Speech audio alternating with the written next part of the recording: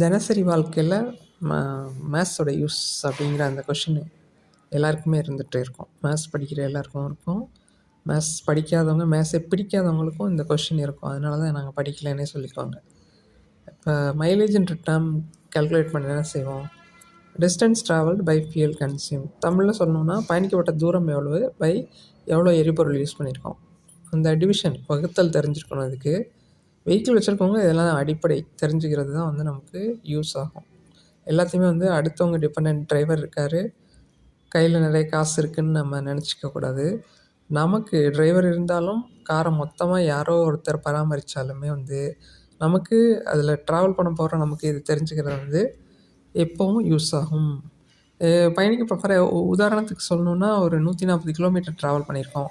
2 litre petrol காலியாக இருக்குது அப்படின்னா 140 2ஆல் டிவைட் பண்ணுறோம். பண்ணால் 70 கிடைக்குமா? அந்த 70 தான் வந்து நம்ம யூஸ் பண்ணுற அந்த டூ வீலரோ என்ன வெஹிக்கிள் வச்சுருக்கோமோ அதோட மைலேஜ்னு அர்த்தம். ஸோ காலையில் காய்கறி மார்க்கெட்டில் ஆரம்பித்து ஷேர் மார்க்கெட் வரைக்கும் மேத்ஸ் டிபெண்டன்ட் தான்.